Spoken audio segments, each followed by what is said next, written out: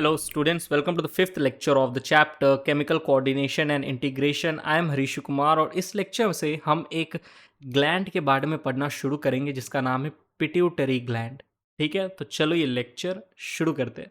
Students, pituitary gland को पढ़ने से पहले एक बार हम ये देख लेते हैं कि हम ह्यूमंस के अंदर कितने तरह के एंडोक्राइन ग्लैंड्स पाए जाते हैं। ठीक है, हम इस चैप्टर में अकॉर्डिंग टू एनसीईआरटी 9 तरह के ग्लैंड्स के बारे में समझेंगे। सबसे पहले तो पिट्यूटरी ग्लैंड जिसके बारे में हम इसी लेक्चर में चर्चा करेंगे। फिर हम पढ़ेंगे हाइपोथैलेमस के बारे में। अब देखो, हाइपोथैलेमस के बारे में एक शानदार बात बताने जा रहा हूँ। Hypothalamus is not completely N endocrine gland.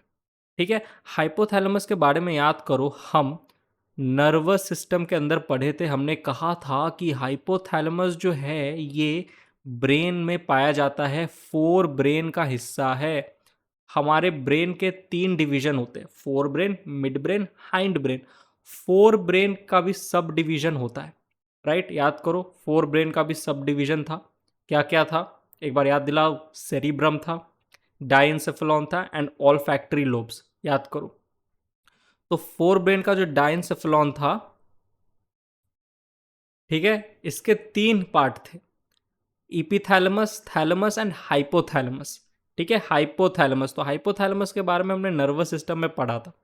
और हाइपोथैलेमस के जो न्यूरॉन्स होते हैं ना, न्यूरॉन्स, ये कुछ हार्मोन का सिक्रीशन करते हैं, तो इसीलिए हम हाइपोथैलेमस को ग्लैंड मानते हैं। बट इस हाइपोथैलेमस को हम कंप्लीटली एक एंडोक्राइन ग्लैंड नहीं मानते। हम ये कहते हैं कि हाइपोथैलेमस जो है, it is a connecting link between nervous system and endocrine system. ठीक है, एंडोक्राइन सिस्टम और नर्वस सिस्टम के बीच का कनेक्टिंग लिंक है कौन? हाइपोथैलेमस। ठीक है, तो हाइपोथैलेमस के बारे में भी हम एंडोक्राइन सिस्टम में पढ़ेंगे और हाइपोथैलेमस को हम एंडोक्राइन ग्लैंड कंसीडर करेंगे, बट कंप्लीटली एक एंडोक्राइन ग्लैंड हम कंसीडर नहीं करेंगे हाइपोथैलेमस को। ठीक है, समझ में आया जो मैंने अभी आपको जो कहानी समझाई? ठीक है, चलिए, तो pituitary gland, hypothalamus, pineal gland के बारे में भी हम पढ़ेंगे इस चैप्टर में। Thyroid gland, parathyroid gland, thymus, adrenal gland, pancreas, gonad के बारे में भी हम इस चैप्टर में पढ़ेंगे। गोनैड 2 होते हैं, एक होता है टेस्टिस, एक होता है ओवरी। मेल के अंदर जो गोनैड है उसे हम कहते हैं टेस्टिस, और फीमेल के अंदर जो गोनैड है उसे हम कहते हैं ओवरी। एक बार इन सारे एंडोक्राइन ग्लैंड्स का लोकेशन देख ले अपने बॉडी में। देखो, तो ये रहा एक ह्यूमन का बॉडी। सबसे ऊपर यहाँ पर ब्रेन है। ब्रेन का ये सैगिटल सेक्शन है। अब कोई पूछेगा नहीं कि सैगिटल सेक्शन क्या होता है, नर्वस सिस्टम में अच्छे से समझा के आया हो जब ब्रेन पढ़ा रहा था। ठीक है, तो ये ब्रेन का एक सैगिटल सेक्शन है, और इस सैगिटल सेक्शन में आपको यहाँ पर हाइपोथैलेमस नज़र आ रहा होगा। हाइपोथैलेमस के जस्ट नीचे के तरफ यहाँ पर ये पिट्यूटरी ग्लैंड, और ब्रेन में ही आपको यहाँ पर ये पीनियल ग्लैंड देखने को मिलेगा। थोड़ा नीचे आओगे अपने सर से गर्दन के पास, तो यहाँ पे आपको थायराइड एंड पैराथायराइड ग्लैंड देखने को मिलेगा। पैराथायराइड ग्लैंड थायराइड ग्लैंड के पीछे की तरफ होता है। फिर थोड़ा और नीचे आओगे हार्ट तक, ठीक है, हार्ट चेस्ट वाले रीजन तक, तो यहाँ पे आपको थाइमस नज़र आएगा। ठीक है, ये नीचे यहाँ पर देखो पैनक्रियाज है, ठीक है, जो कि डिओडेनम के बगल में पाया जाता है। फिर यहाँ किडनी, आपके किडनी के ऊपर एक कैप लाइक स्ट्रक्चर देखने को मिलता है। ऐसा लगता है किडनी ने टोपी पहन के रखी है, और वो टोपी एड्रिनल ग्लैंड है किडनी के जस्ट ऊपर की तरफ। और अगर मेल है तो मेल के अंदर जो गोनैड है वो टेस्टिस होगा, ठीक है, और अगर फीमेल है तो फीमेल के अंदर जो गोनैड है वो ओवरी होगा। ठीक है, तो सबका लोकेशन हमने देख लिया ह्यूमन बॉडी में। अब इस लेक्चर में हम चर्चा करेंगे पिट्यूटरी ग्लैंड के बारे में, जो कि हमारा मेन मुद्दा होगा इस लेक्चर का। चलिए, तो अगले स्लाइड से पिट्यूटरी ग्लैंड के बारे में समझना शुरू करते हैं। Moving on to the next slide. अब सुनिए स्टूडेंट्स, कुछ बेसिक पॉइंट्स है पिट्यूटरी ग्लैंड के बारे में। सबसे पहला पॉइंट कि पिट्यूटरी ग्लैंड का ओरिजिन एक्टोडर्मल होता है। ठीक है, आपको पता है ड्यूरिंग एम्ब्रायनिक डेवलपमेंट 3 तरह के जर्म लेयर्स बनते हैं, ectoderm, mesoderm, endoderm. Pituitary gland का जो डेवलपमेंट है वो एक्टोडर्म से होता है, एक्टोडर्मल जर्म लेयर से होता है, तो हम कहते हैं पिट्यूटरी ग्लैंड का ओरिजिन एक्टोडर्मल है। ठीक है, एक्टोडर्म जर्म लेयर से डेवलपमेंट हुआ है पिट्यूटरी ग्लैंड का, तो ओरिजिन हो गया एक्टोडर्मल। पिट्यूटरी ग्लैंड सबसे छोटे एंडोक्राइन ग्लैंड होते हैं। कोई आपसे पूछ ले which is the smallest endocrine gland in a human body, तो बोल देना पिट्यूटरी ग्लैंड। लोकेशन की बात करें तो ये जो पिट्यूटरी ग्लैंड है ये एक बोनी कैविटी, एक कैविटी होता है, एक गड्ढा सा होता है, एक डिप्रेशन सा होता है, जिसे हम कहते हैं सेला टर्सिका। और ये बोनी कैविटी आपको देखने को मिलता है स्फेनॉइड बोन में। स्फेनॉइड बोन का एक कैविटी जिसे हम कहते हैं सेला टर्सिका, उसी कैविटी के अंदर आपको पिट्यूटरी ग्लैंड देखने को मिलेगा। और आपको पता है स्फेनॉइड बोन जो है ये आपके क्रेनियम का हिस्सा है। Sphenoid bone of cranium, cranium ये जो स्कल है आपका, ये जो क्रेनियम है, ठीक है, आपको पता है यहाँ पर ये जो आपकी क्रेनियम है वो 8 क्रेनियल बोन से बनी होती है, ठीक है, 8 हड्डियों की बनी होती है क्रेनियम। उसी में से एक आपकी जो बोन है, एक हड्डी है, वो है स्पिनॉइड बोन, ठीक है, ऑलराइट। और जो स्पिनॉइड बोन है उसका जो उसमें एक कैविटी आपको देखने को मिलेगा सेला टर्सिका। इस छोटे से कैविटी के अंदर पिट्यूटरी ग्लैंड प्रेजेंट होता है। और पिट्यूटरी ग्लैंड सबसे स्मॉलेस्ट एंडोक्राइन ग्लैंड है, मटर का जैसा शेप होता है, पी शेपेड, छोटा सा होता है एकदम मटर की तरह, ठीक है, छोटा सा। चलिए आगे देखिए, pituitary gland is attached to hypothalamus by a stalk, ठीक है, कॉल्ड इनफंडिबुलम, ठीक है। मान लो ये आपका हाइपोथैलेमस है, ठीक है, और इस हाइपोथैलेमस से एक स्टॉक निकला, ठीक है, और यहाँ पर ये आपका पिट्यूटरी ग्लैंड है। ये तो पिट्यूटरी ग्लैंड और हाइपोथैलेमस ये दोनों आपस में कनेक्टेड होते हैं वाया इनफंडिबुलम, ठीक है। एक स्टॉक होता है ऐसा स्टॉक जिसे हम कहते हैं इनफंडिबुलम, और ये इनफंडिबुलम हाइपोथैलेमस और पिट्यूटरी ग्लैंड को आपस में कनेक्ट करके रखता है। देखो ये सैगिटल सेक्शन आपके ब्रेन का ऊपर में ये सेरिब्रम है, ठीक है, ये आपका यहाँ सेरिबेलम है, ऑलराइट।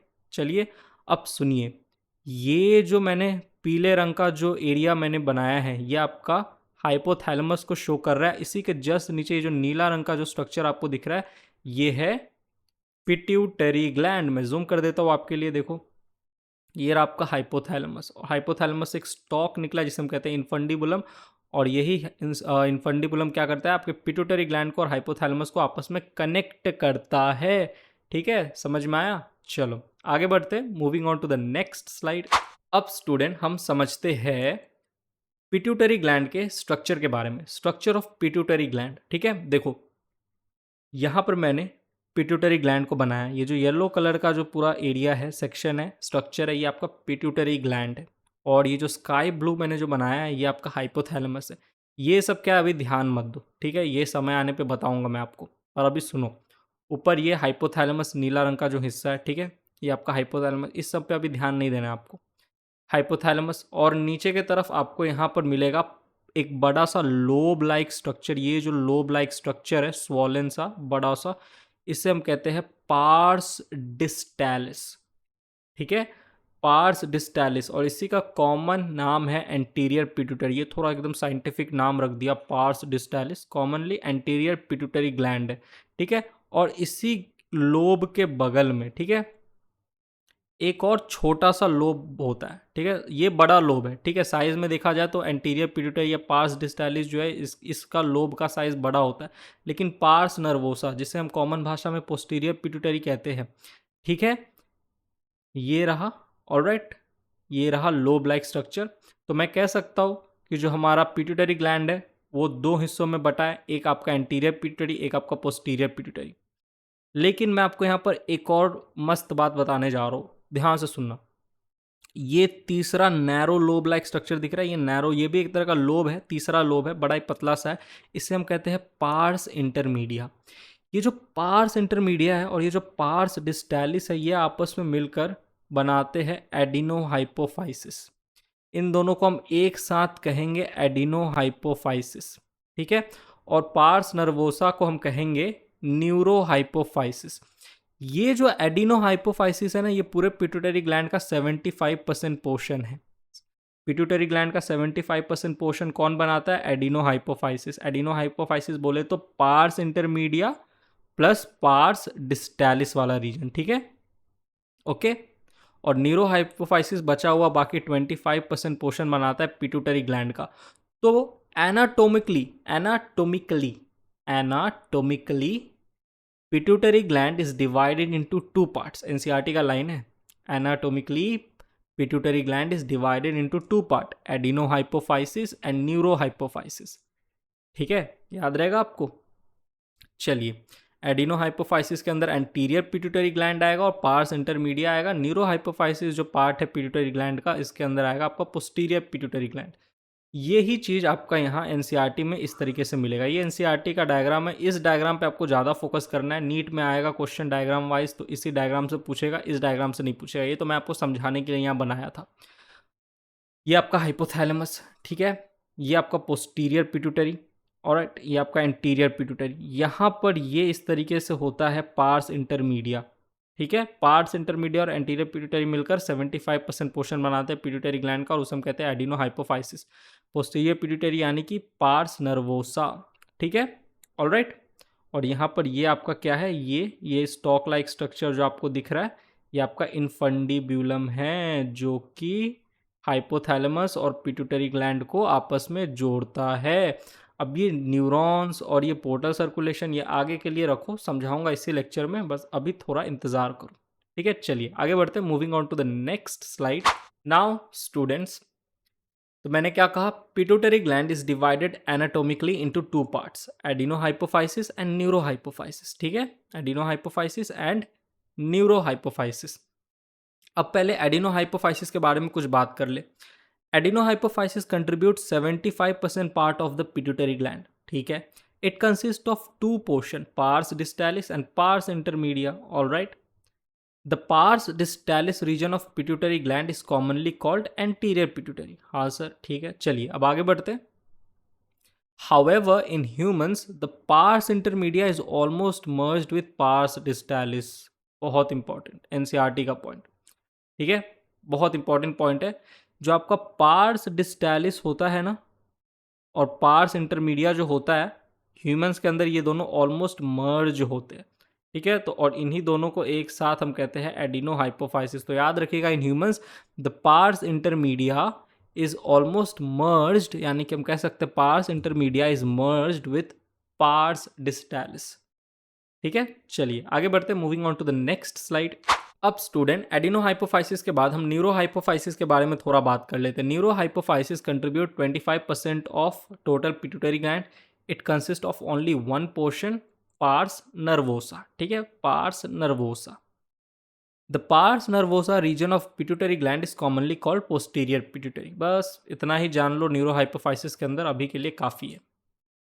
चलिए आगे बढ़ते हैं, moving on to the next slide. अब जो स्टूडेंट हम इस स्लाइड में पढ़ने जा रहे हैं, बहुत इंपॉर्टेंट पोर्शन है इस लेक्चर का, इस टॉपिक का। इनफैक्ट अगर मैं आपको बोलूँ सबसे इंपॉर्टेंट कोई पोर्शन है तो वो ये है जो अभी मैं आपको बोलने जा रहा हूँ, ध्यान से सुनिएगा। Diagrammatic representation of pituitary and it's relation with hypothalamus. अब हम हाइपोथैलेमस और पिट्यूटरी ग्लैंड के रिलेशनशिप को जानेंगे वाया डायग्राम। ये आपका एनसीईआरटी का डायग्राम है, लेकिन एनसीईआरटी का डायग्राम से उतना कुछ समझ में नहीं आएगा, तो मैंने यहाँ पे अपना वाला डायग्राम ऐड कर दिया। इसके थ्रू हम समझेंगे पिट्यूटरी ग्लैंड और हाइपोथैलेमस के बीच का रिलेशन, दोनों आपस में इनफंडिब्यूलम से कनेक्टेड होते हैं। अब सुनो एक मस्त दिलचस्प बात, हमारे शरीर में जितने भी एंडोक्राइन ग्लैंड हैं, उन सारे एंडोक्राइन ग्लैंड के हार्मोनल सिक्रीशन को, उन सारे एंडोक्राइन ग्लैंड के एक्टिविटी को कंट्रोल करता है पिट्यूटरी ग्लैंड।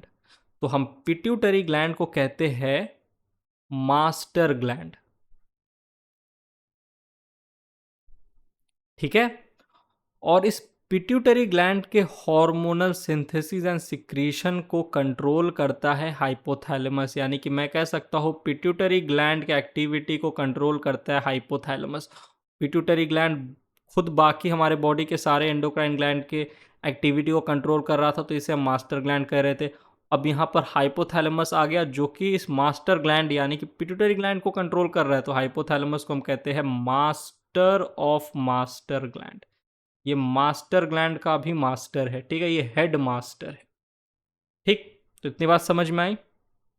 चलिए तो मैं आपको वही यहाँ पे समझाऊंगा कि किस तरीके से पिट्यूटरी ग्लैंड जो है उसके एक्टिविटी को हाइपोथैलेमस कंट्रोल कर रहा है। सबसे पहले इतनी सारी बात तो मैं आपको बता के आया था। अब हम यहाँ एक एक करके समझेंगे। पहले हम ये समझेंगे किस तरीके से हाइपोथैलेमस एंटीरियर पिट्यूटरी ग्लैंड के हॉर्मोन्स को या फिर एंटीरियर पिट्यूटरी ग्लैंड के एक्टिविटी को कंट्रोल करता है। फिर हम समझेंगे किस तरीके से हाइपोथैलेमस पोस्टीरियर पिट्यूटरी ग्लैंड के एक्टिविटी को कंट्रोल करता है। तो पहले चलो इसके और इसके बीच का रिलेशनशिप समझते हैं, इन दोनों के बीच का रिलेशनशिप। देखो ऊपर में यहाँ पे आपको ये हाइपोथैलेमिक न्यूरॉन्स दिख रहे हैं, ये ऐसे न्यूरॉन्स है जो हाइपोथैलेमस में पाए जाएंगे। ये जो न्यूरॉन्स होते हैं ये न्यूरोसिक्रीटरी सेल्स होते हैं, ठीक है, न्यूरोसिक्रीटरी होते हैं, न्यूरोसिक्रीटरी सेल्स है ये, हाइपोथैलेमस के न्यूरॉन्स है। ये क्या करेंगे, जैसे ये वाला जो इसकी बात मैं करूँ तो ये क्या करेगा, एक हार्मोन का सिंथेसिस करेगा। लेट्स से वो हार्मोन है एक्स, हमने बस एक नाम रख दिया एक्स, और ये एक्स हार्मोन को इस न्यूरोसिक्रीटरी सेल जो कि हाइपोथैलेमस का सेल है इसने सिक्रीट किया। तो मैं कह सकता हूँ ये जो एक्स हार्मोन है ये हाइपोथैलेमस का हार्मोन है, मैं कह सकता हूँ राइट, हाइपोथैलेमस में बना है, राइट, हाइपोथैलेमस में बना है। अब ये न्यूरोसिक्रीटरी सेल इस एक्स सेल का क्या करेंगे, सिंथेसिस करके इसका सिक्रीशन कर देंगे इस वेसल में। ये ब्लू कलर का आपको दिख रहा है, ये ब्लड वेसल है, और इसके थ्रू होता हुआ ये जो एक्स हार्मोन है ये एंटीरियर पिट्यूटरी ग्लैंड में आ जाएगा। अब ये जो ब्लड वेसल है, ठीक है, इसके थ्रू डीऑक्सीजनेटेड ब्लड फ्लो करता है from hypothalamus to anterior pituitary, ठीक है, ऑलराइट, समझ में आ रहा है ना, ठीक है। अब देखो ये जो ब्लड फ्लो कर रहा है, ठीक है, इस ब्लड फ्लो को हम कहते हैं पोर्टल सर्कुलेशन। पोर्टल सर्कुलेशन मैंने आपको बॉडी फ्लूइड एंड सर्कुलेशन जब सर्कुलेटरी सिस्टम पढ़ाया था तो वहाँ पे मैंने आपको 3 तरह के, याद करो, पोर्टल सिस्टम के बारे में पढ़ाया था। Renal portal system, hepatic portal system, और एक था हाइपोथैलेमिक पोर्टल सिस्टम, ठीक है, याद आ रहा है। तो देखो पोर्टल सिस्टम में क्या होता है, पोर्टल सर्कुलेशन में क्या होता है, ये जो ब्लड वेसल है इसके थ्रू डीऑक्सीजनेटेड ब्लड फ्लो करता है, ठीक है। और पोर्टल सर्कुलेशन के बारे में मैंने एक खास बात बताई थी, it begins with capillaries and ends in capillaries. याद नहीं आ रहा, कोई बात नहीं, यहाँ पे उस चीज़ की उतनी ज़रूरत है नहीं, बस इतना समझ लो, पोर्टल सर्कुलेशन द्वारा इस क्या कहते हैं ब्लड वेसल से, ठीक है, जो एक्स हार्मोन है जो कि हाइपोथैलेमस में बना है वो आ जाता है इस एंटीरियर पिट्यूटरी में, ठीक, इतना बात समझ में आया। पोर्टल सर्कुलेशन द्वारा न्यूरोसिक्रीटरी सेल द्वारा सिक्रीटेड एक्स हार्मोन जो है वो आ गया कहाँ, एंटीरियर पिट्यूटरी में। अब एंटीरियर पिट्यूटरी में ये एक्स हार्मोन आएगा और एंटीरियर पिट्यूटरी हार्मोन्स के सिंथेसिस और सिक्रीशन को कंट्रोल करेगा, ठीक है। एंटीरियर पिट्यूटरी ग्लैंड से टोटल 6 तरह के हार्मोन प्रोड्यूस और सिक्रीट किए जाते हैं, एक्सक्यूज मी, थोड़ा सर्दी हुआ है, ठीक है, आवाज़ भी आपको थोड़ा आज अजीब अजीब लग रहा होगा, ठीक है, तो थोड़ा कॉम्प्रोमाइज़ कर लेना, ठीक है। देखो एंटीरियर पिट्यूटरी ग्लैंड जो है ना, इससे 6 हार्मोन प्रोड्यूस और सिक्रीट किए जाते हैं, और इन 6 हार्मोन के सिंथेसिस यानी कि प्रोडक्शन और सिक्रीशन को कंट्रोल करता है एक्स हार्मोन जो कि हाइपोथैलेमस का हार्मोन है। मैं कह सकता हाइपोथैलेमस जो है वो एंटीरियर पिट्यूटरी ग्लैंड के 6 हार्मोन के सिंथेसिस और सिक्रीशन को कंट्रोल करता है, ठीक है। तो ये हमने रिलेशनशिप देख लिया हाइपोथैलेमस और एंटीरियर पिट्यूटरी ग्लैंड के बीच का, ठीक। अब सुनो, अब आते हैं इस पार्स नर्वोसा पे, पोस्टीरियर पिट्यूटरी पे, ठीक है। यहाँ पे आपको ये जो न्यूरॉन है, ठीक है, इसका एक्सॉन वाला हिस्सा यहाँ दिख रहा होगा। यहाँ पे अब किसी तरह का पोर्टल सर्कुलेशन नहीं है, ठीक है, पोर्टल सर्कुलेशन यहाँ पे था, यहाँ किसी तरह का पोर्टल सर्कुलेशन नहीं है। ये आपका न्यूरॉन का ये साइटॉन है, सेल बॉडी जिसे हम कहते हैं, और ये डेंड्रॉन है, और ये बड़ा सा पार्ट एक्सॉन है, ठीक है। अब यहाँ क्या होता है, ध्यान से सुनना, इस न्यूरोसिक्रीटरी सेल द्वारा, ठीक है, सिंथेसाइज किया जाएगा, ठीक है, ये जो आपका न्यूरॉन है हाइपोथैलेमिक न्यूरॉन, ठीक है, हाइपोथैलेमस का न्यूरॉन है हाइपोथैलेमिक न्यूरॉन, ये क्या करेगा, सिंथेसिस करेगा 2 हार्मोन का, ठीक है, 2 हार्मोन का नाम क्या आगे बताऊंगा, और इन 2 हार्मोन का सिंथेसिस करके इसको एक्सॉन के थ्रू भेज दिया जाता है पोस्टीरियर पिट्यूटरी में। ये 2 तरह के हार्मोन आ गए, बने कहाँ ये 2 तरह के हार्मोन, हाइपोथैलेमस में, ठीक है, हाइपोथैलेमस के न्यूरॉन द्वारा सिक्रीट किए गए, तो हाइपोथैलेमस में बने, ठीक है, लेकिन आए कहाँ पे, पोस्टीरियर पिट्यूटरी में। और यही 2 हार्मोन अब क्या करेंगे, पोस्टीरियर पिट्यूटरी में स्टोर होंगे और पोस्टीरियर पिट्यूटरी से सिक्रीट किए जाएंगे, ठीक है। तो पोस्टीरियर पिट्यूटरी के जो 2 हार्मोन हैं, क्या वो पोस्टीरियर पिट्यूटरी ग्लैंड में बनते हैं, नहीं, वो हाइपोथैलेमस में बनते हैं। तो इस तरीके से हाइपोथैलेमस पोस्टीरियर पिट्यूटरी ग्लैंड के सिक्रीशन को कंट्रोल करता है। हाइपोथैलेमस ये 2 तरह के हार्मोन को बनाकर भेजेगा, तभी ये पोस्टीरियर पिट्यूटरी ग्लैंड क्या करेगा, उस 2 तरह के हार्मोन को सिक्रीट कर पाएगा। तो इस तरीके से इन दोनों के बीच का रिलेशनशिप आप समझ गए, राइट। लेकिन एंटीरियर पिट्यूटरी ग्लैंड के केस में क्या था, एंटीरियर पिट्यूटरी ग्लैंड के ये 6 हार्मोन एंटीरियर पिट्यूटरी ग्लैंड खुद बनाता है, ठीक है, प्रोड्यूस खुद करता है, सिक्रीट भी खुद करेगा, लेकिन प्रोडक्शन और सिक्रीशन को रेगुलेट और कंट्रोल करेगा हाइपोथैलेमस का हार्मोन, ठीक है। लेकिन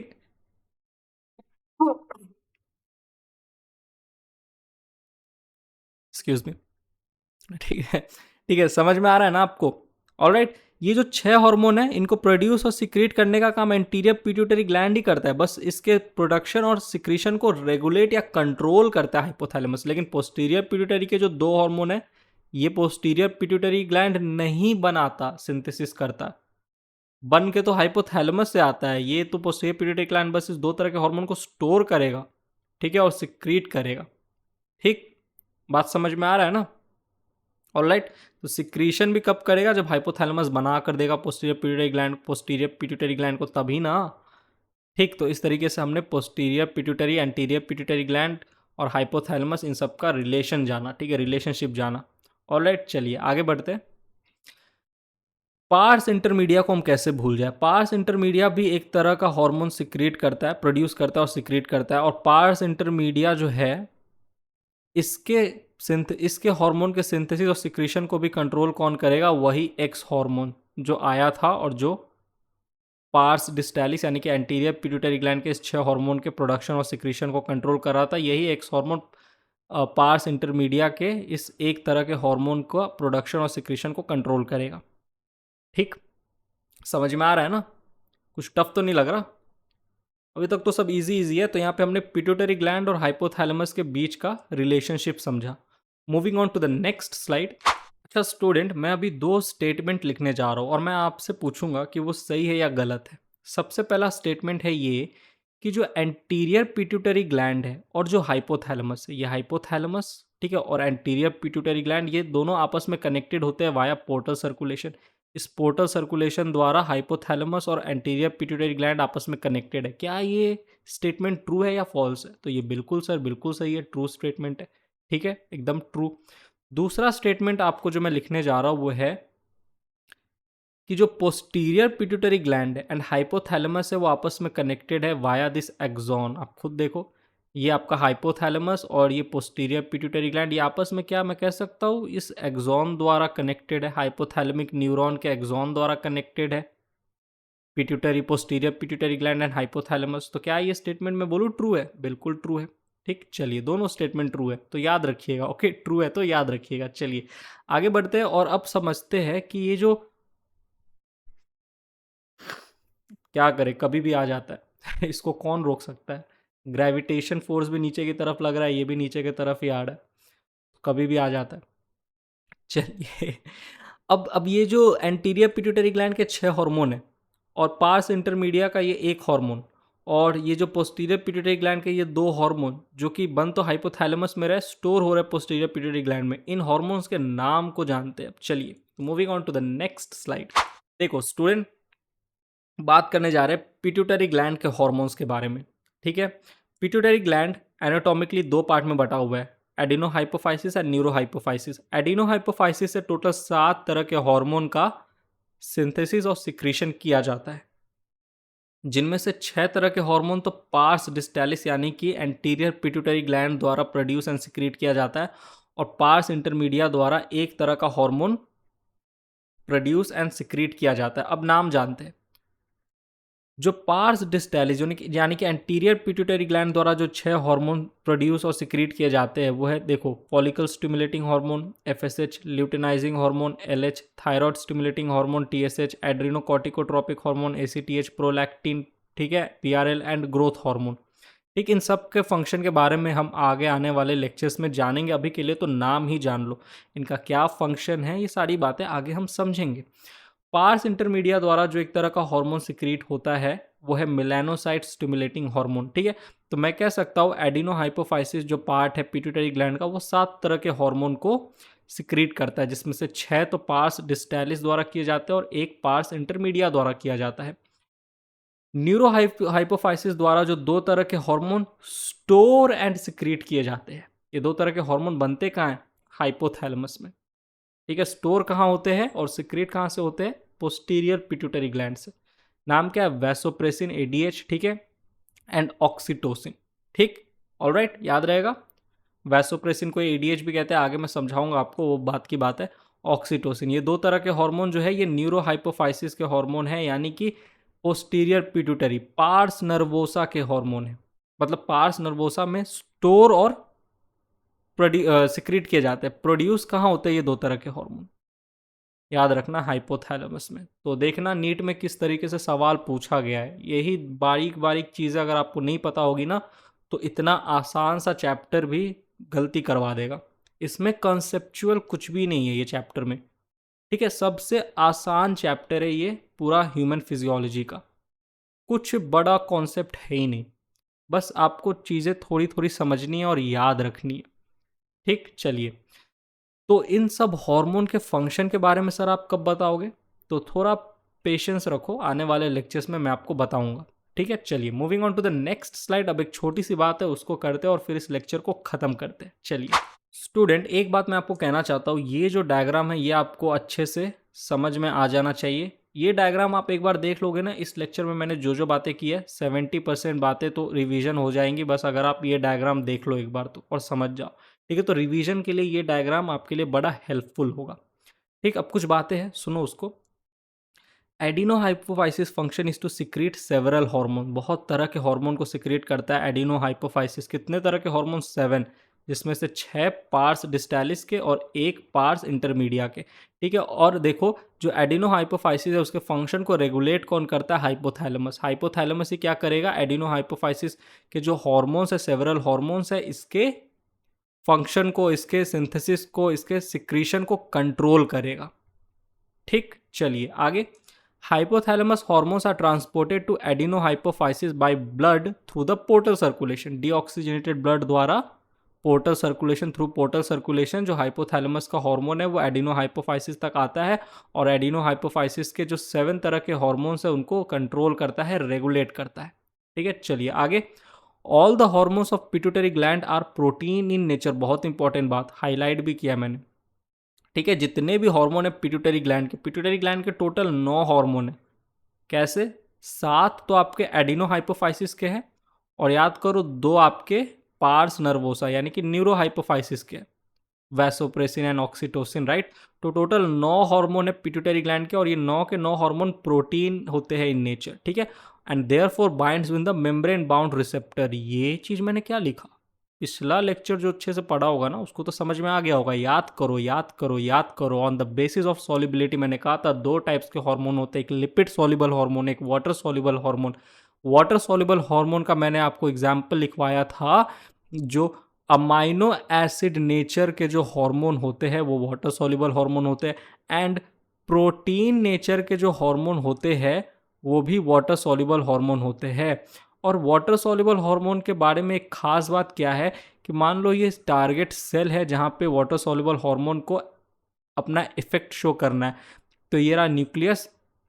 तो ये जो टारगेट सेल है ना इसके मेम्ब्रेन पे रिसेप्टर होगा और इसी के साथ वाटर सॉल्युबल हार्मोन जो है ये बाइंड करेगा, ठीक है। तो याद रखिएगा, वाटर सॉल्युबल हार्मोन यानी कि amino acid nature hormone and protein nature hormone हमेशा मेम्ब्रेन पे प्रेजेंट, सेल मेम्ब्रेन पे प्रेजेंट रिसेप्टर के साथ बाइंड करेंगे, ठीक है।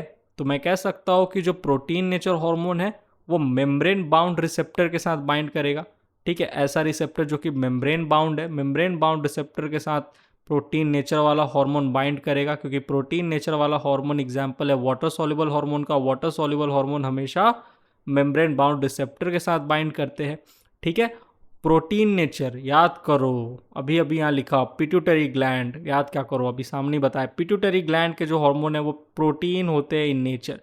तो प्रोटीन नेचर हार्मोन जो हो गया इसका एग्जाम्पल हो गया क्या, पिट्यूटरी ग्लैंड के हार्मोन, ठीक है। देखो पूरा बायोलॉजी, पूरा गेम, ये जो चैप्टर है पूरा गेम कनेक्शन का, पैटर्न का। अगर आप पैटर्न बना पा रहे हो, समझ पा रहे हो, पुराने चीज़ों को नए चीज़ों के साथ जोड़ पा रहे हो तो आपके लिए अच्छी बात है, तब आप डिटेल में समझ रहे हो, नहीं तो फिर दिक्कत है, क्योंकि फिर समझ कर भी एमसीक्यू सॉल्व नहीं कर पाओगे अगर कनेक्ट नहीं कर पाओगे। बायोलॉजी सब कहते हैं ना रट लो हो जाएगा, नहीं होगा, बिना समझे रट लोगे नहीं होगा। एक डिटेल में एक कंसेप्चुअल क्वेश्चन आ जाएगा नीट में, बस हो गया, वहीं पे अटक जाओगे, ठीक है। तो याद रखिएगा, ठीक है। पिट्यूटरी ग्लैंड के हार्मोन प्रोटीन नेचर हार्मोन होते हैं, और protein nature hormone is an example of water soluble hormone. तो ये जो पिट्यूटरी ग्लैंड के हार्मोन है ये हमेशा मेम्ब्रेन बाउंड रिसेप्टर के साथ बाइंड करेंगे। चलिए आगे बढ़ते हैं। LH एंड FSH, ठीक है, follicle stimulating hormone and luteinizing hormone, ठीक है, ये दोनों के दोनों हार्मोन गोनाडल एक्टिविटी को स्टिमुलेट करते हैं। ये दोनों के दोनों हार्मोन जो है ये दोनों के दोनों हार्मोन किसके बताओ? पार्स डिस्टालिस के हार्मोन है LH एंड FSH, और ये दोनों हार्मोन अपना इफेक्ट शो करेंगे गोनैड के ऊपर, यानी कि गोनैडल एक्टिविटी को स्टिमुलेट करेंगे। ठीक है, गोनैड के ऊपर अपना इफेक्ट शो करेंगे, गोनैडल एक्टिविटी को स्टिमुलेट करेंगे, इसलिए इन दोनों हार्मोन को ना हम गोनैडोट्रोपिन्स हार्मोन कहते हैं। ठीक है, LH and FSH are gonadotropins because they show their effect on gonads and stimulates the gonadal activity. अब न्यूरो हाइपोफाइसिस के बारे में यहाँ पे एक बात है। न्यूरो हाइपोफाइसिस यानी कि पार्स नर्वोसा की बात हो रही है, यानी कि पोस्टीरियर पिट्यूटरी की बात हो रही है। ठीक है, neurohypophysis also known as posterior pituitary stores and releases two hormone. देखो, स्टोर कर रहा है, पोस्टीरियर पिट्यूटरी स्टोर कर रहा है और रिलीज कर रहा है दो तरह के हार्मोन, ऑक्सीटोसिन एंड वैसोप्रेसिन को, which are actually synthesized by the hypothalamus. लेकिन इन दोनों हार्मोन को सिंथेसाइज कौन कर रहा है? हाइपोथैलेमस। ठीक है, और फिर सिंथेसाइज करके एक्सॉन द्वारा वैसोप्रेसिन और ऑक्सीटोसिन को भेज दिया जा रहा है पोस्टीरियर पिट्यूटरी में, जहाँ पे इनको स्टोर किया जा रहा है और इनको फिर रिलीज किया जाता है। ठीक है, तो यहाँ पर देखो लिखा भी हुआ है oxytocin and vasopressin which are actually synthesized by the hypothalamus and are transported axonally to neurohypophysis. Axon द्वारा ट्रांसपोर्ट किया जाता है। अगला पॉइंट, ये लास्ट पॉइंट है, the posterior pituitary is under direct neural regulation of hypothalamus. देखो, जो posterior pituitary है वो डायरेक्ट न्यूरल रेगुलेशन में होता है, इस न्यूरॉन के डायरेक्ट रेगुलेशन में होता है। ठीक है, ये जो हाइपोथैलेमस का न्यूरॉन है ये क्या करेगा?